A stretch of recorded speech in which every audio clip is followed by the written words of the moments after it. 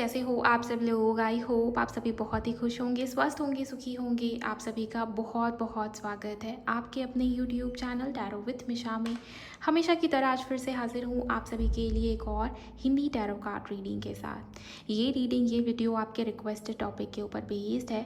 आज की इस रीडिंग के अंदर बहुत ही डिटेल में राशि अनुसार मैं ये चेक करके आपको बताऊंगी कि आप जिस व्यक्ति के साथ करंटली डील कर रहे हो, और अगर बात नहीं हो रही, सेपरेशन है और नो कांटेक्ट है, आपके सोल को क्लैरिटी चाहिए कि आखिर ऐसा क्या है, क्यों वो आपसे बात नहीं कर रहे, रीज़न क्या है, असली कारण क्या है, क्यों चुप है आपके पार्टनर।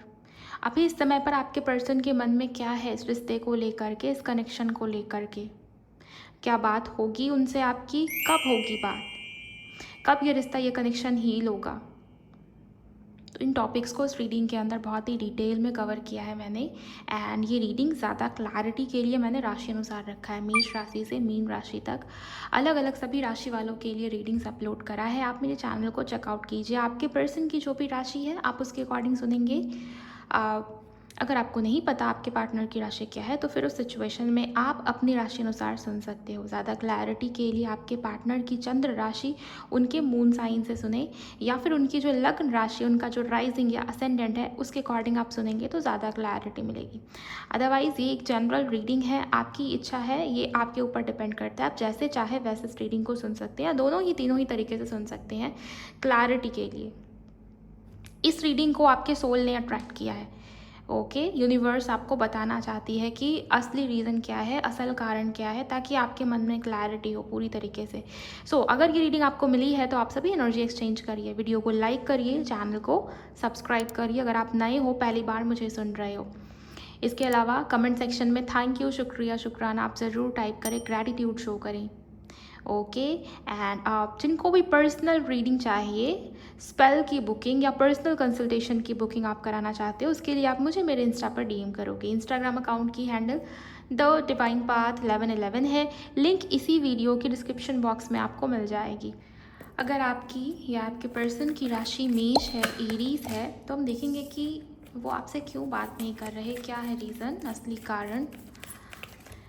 ये जानने से पहले मैं सबसे पहले आपको ये बताऊंगी गाइस कि आपके पर्सन अभी आपके लिए क्या महसूस कर रहे हैं, करंट फीलिंग्स, करंटली किस एनर्जी में है वो, ये भी आपको बताती चलूँगी।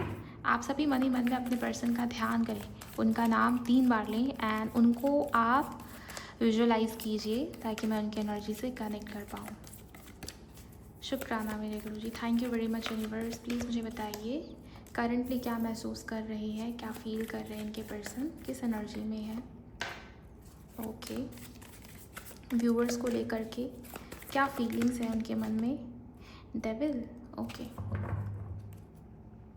एंड यहाँ पर बॉटम की एनर्जीज है एस ऑफ कप्स।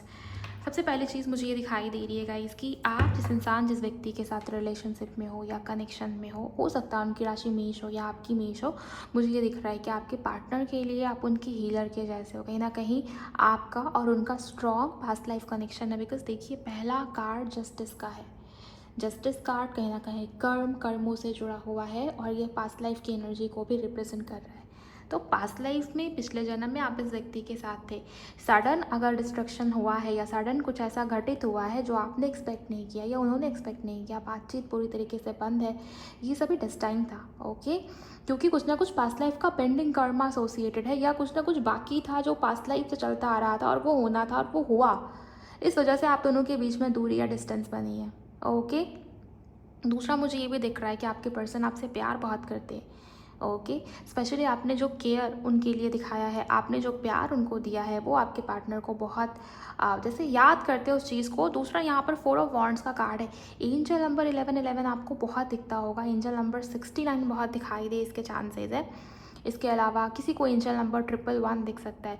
मुझे ये दिख रहा है कि आपके पर्सन कहीं ना कहीं नई पॉसिबिलिटी, नया उपाय या नया आइडिया, ऐसा क्या किया जा सकता है कि रिश्ते में बैलेंस क्रिएट हो, ऐसा क्या किया जा सकता है कि रिश्ते में हार्मनी और ग्रोथ आए, सेलिब्रेशन आए, सक्सेस आए, नई शुरुआत चाहते। डेविल का कार्ड बहुत एक्सट्रीमली फिजिकल अट्रैक्शन या पैशन को रिप्रेजेंट कर रहा है। एंड साथ में यहाँ पर बॉटम में एस ऑफ कप्स का कार्ड था, जो कि ये बता रहा है आपके पर्सन आपके साथ नई शुरुआत करना चाहते। एस ऑफ कप्स फीलिंग्स और इमोशंस को रिप्रेजेंट कर रहा है, वहीं डेविल का कार्ड अट्रैक्शन और पैशन को रिप्रेजेंट कर रहा है। दोनों ही तरीके से मुझे ये दिख रहा है कि आपके पर्सन को आपकी आदत हो रखी है, वो आपको नहीं भूल पा रहे और आपके साथ रिश्ते में, कनेक्शन में फिर से नई शुरुआत को लेकर बहुत ज़्यादा सोच विचार कर रहे हैं। रोमांटिक फीलिंग्स डेफिनेटली दिखाई देती है, फिजिकल अट्रैक्शन बहुत स्ट्रॉन्ग दिखाई दे रहा है आपके पार्टनर के मन में, और एक्शन लेने को लेकर आपके पर्सन बहुत कुछ सोच रहे हैं। आपके पार्टनर को ये भी लगता है कि उन्होंने आपको बहुत हर्ट किया है, ओके, अपने बातों के थ्रू या अपने बिहेवियर के थ्रू, और बैलेंस या इक्वल गिव एंड टेक हमेशा से मिसिंग रहा है। आपके पार्टनर अपने हिस्से का कर्म या अपने हिस्से का एफर्ट वो करना चाहते हैं, बिकॉज कहीं ना कहीं उनको भी किसी प्रकार का कार्मिक लेसन मिला है, जिसके चलते मुझे ये दिखाई दे रहा है कि अब उनकी तरफ से न्याय या जस्टिस होगा, अब उनकी तरफ से एक्शन या इनिशिएटिव होने का समय है, ओके। दूसरा मुझे ये दिख रहा है कि आप में से किसी के पर्सन ने कुछ बातें थी जो उन्होंने हाइड किया आपसे या बहुत सीक्रेटिव रहे। कहीं ना कहीं आपके पर्सन आपका विश्वास, आपका ट्रस्ट फिर से पाना चाहते हैं, मुझे ये भी चीज़ें दिखाई दे रही है, और उन्होंने अपनी हरकतों की वजह से ही ट्रस्ट ब्रेक किया है या ट्रस्ट इश्यूज़ क्रिएट हुए हैं। आपके पर्सन, मुझे ये दिख रहा है कि आपके साथ रिश्ते में स्टेबल होना चाहते हैं, रिश्ते को बैलेंस करना चाहते हैं, बैलेंस क्रिएट करना चाहते हैं, बिकॉज आपको मिस बहुत ज़्यादा करे, इमोशनली भी फिजिकली भी। आइए जानते हैं कि नो कॉन्टैक्ट को लेकर उनके मन में क्या है। अगर आपके रिश्ते में नो कांटेक्ट है या लेस कांटेक्ट है, तो इसको लेकर आपके पर्सन के मन में क्या चल रहा है। Thank you so much angels, शुक्राना मेरे गुरुजी। अगर आपने लाइक कर दिया है फिर अच्छी बात है, अगर आपने नहीं किया है तो लाइक करिएगा, एनर्जी एक्सचेंज करके चले। एंड बहुत पॉजिटिव है आपके पार्टनर की फीलिंग्स, तो उसको भी क्लेम करिए। 5 ऑफ सोर्ड्स, एक और कार्ड दें एंजल्स। नो कांटेक्ट को लेकर क्या सोच रहे हैं। Thank you. ओके, यहाँ पर है नाइट ऑफ कप्स।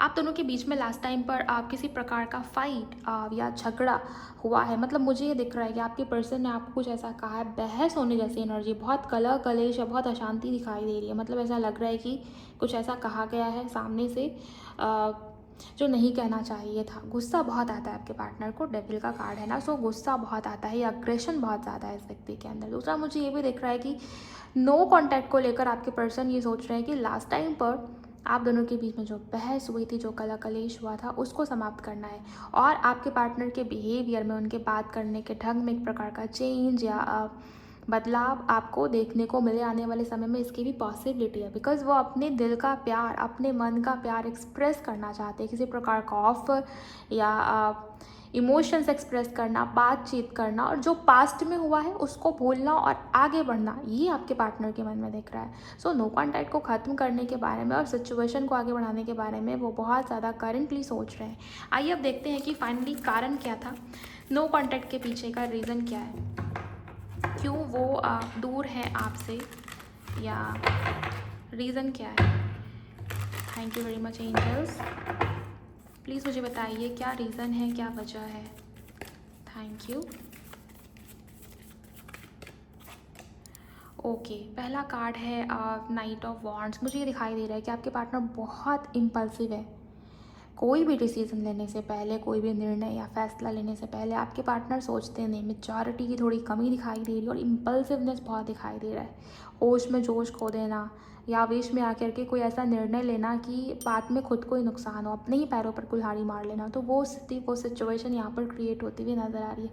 अब ये गुस्से की वजह से हुआ हो, थर्ड पार्टी की वजह से हुआ हो, जो भी, बट मुझे ये दिख रहा है कुछ ऐसा निर्णय या फैसला आपके पार्टनर ने लिया जो सडन था, जो उन्होंने परिस्थिति जैसे क्रिएट हुई थी उसके अकॉर्डिंग लिया निर्णय या डिसीज़न। आपके पार्टनर ने बिल्कुल भी नहीं सोचा कि इसका आप दोनों के रिश्ते पर क्या असर होगा, आपके ऊपर क्या असर होगा, आपके ऊपर क्या प्रभाव होगा इस चीज़ का, उन्होंने बिल्कुल भी नहीं सोचा। और गुस्सा और एग्रेशन तो बहुत दिखाई दे रहा है आपके पार्टनर के अंदर। ओके, और भी डीप में देखूंगी कि क्या एक्चुअल वजह है, क्या एक्चुअल रीज़न है। Thank you so much angels, क्यों उन्होंने बात करना बंद किया हुआ है, प्लीज़ मुझे बताइए। 2 कार्ड्स यहाँ पर साथ में आए हैं। पहला है व्हील ऑफ फॉर्चून, दूसरा है यहाँ पर टेम्परेंस। देखिए, व्हील ऑफ फॉर्चून का कार्ड जब भी आता है ना, ये कहीं ना कहीं किसी प्रकार से भाग्य या डेस्टिनी में जो लिखित है, जो डेस्टाइन है, जो होना था, ओके, कर्म का चक्र, उसको भी रिप्रेजेंट कर रहा है। पास्ट लाइफ की एनर्जीज़ को कैरी किए हुए है। शुरुआत भी आपके जस्टिस के कार्ड से हुई है, राइट। सो कहीं ना कहीं मुझे ये दिख रहा है गाइस कि किसी प्रकार का सोल कॉन्ट्रैक्ट या कुछ ना कुछ पेंडिंग कर्मा था, और वही असली रीज़न है आप दोनों के बीच में जो सेपरेशन, जो लड़ाई झगड़े, फाइट्स या सेम साइकिल रिपीट हो रही है ना, इसका मेन रीज़न, मेन कारण यही है। यूनिवर्स या एंजल्स आपको किसी प्रकार का लेसन देना चाहते थे इस व्यक्ति के थ्रू, इस पर्सन के थ्रू, ओके।